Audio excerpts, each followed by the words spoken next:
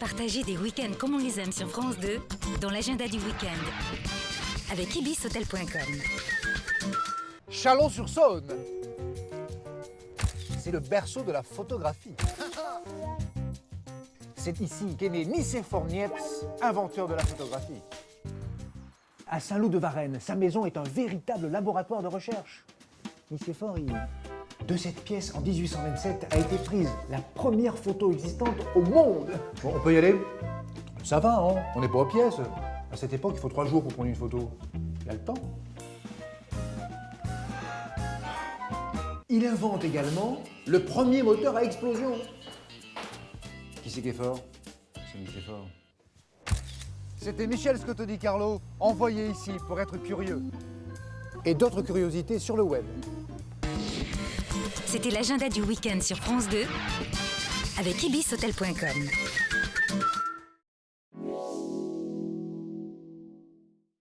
Partagez des week-ends comme on les aime sur France 2 dans l'agenda du week-end avec ibishotel.com.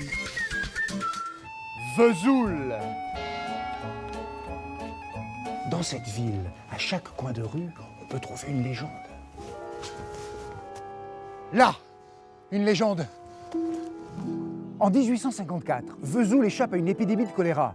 3 ans plus tard, en remerciement, on érige la chapelle de Notre-Dame.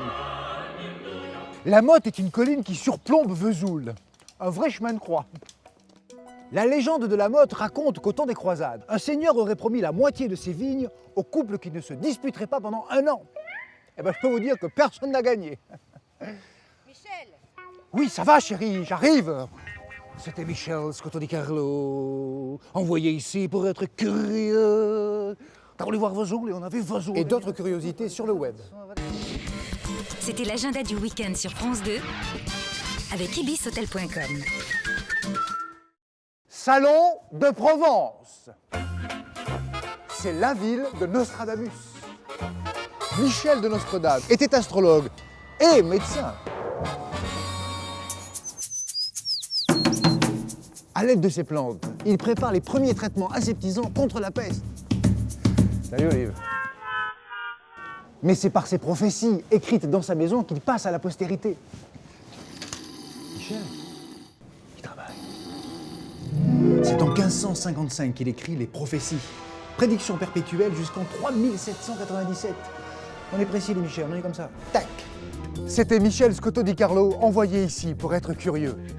Et d'autres curiosités sur le web.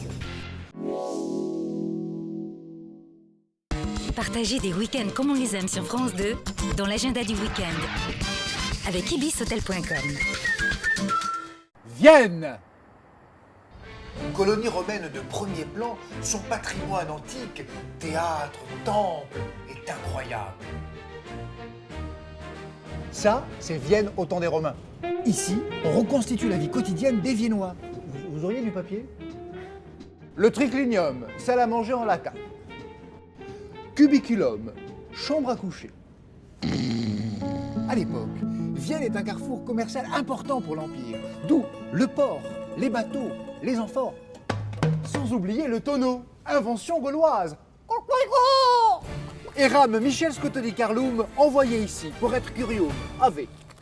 Et d'autres curiosités sur le web. C'était l'agenda du week-end sur France 2 avec ibishotel.com.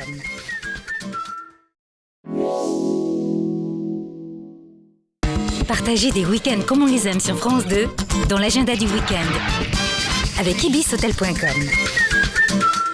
Colmar, c'est la ville natale du sculpteur Auguste Bartholdi, créateur de la Statue de la Liberté. Bartholdi n'a que 18 ans quand on lui passe sa première commande. Sa mère lui dit « On passe ton bac d'abord ». Il l'écoute et réalise ensuite la statue du général. Rap, tchou, tchou,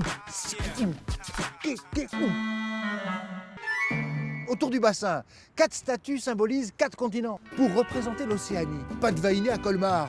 Bartholdi s'inspire alors de la grand-mère d'Yves Saint-Laurent, qui était plutôt d'origine mexicaine. Mais bon, ça le fait. Hein.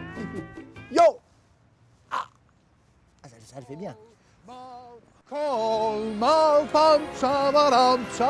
C'était Michel Scotto di Carlo, envoyé ici pour être curieux. Et d'autres curiosités sur le web. C'était l'agenda du week-end sur France 2 avec ibishotel.com.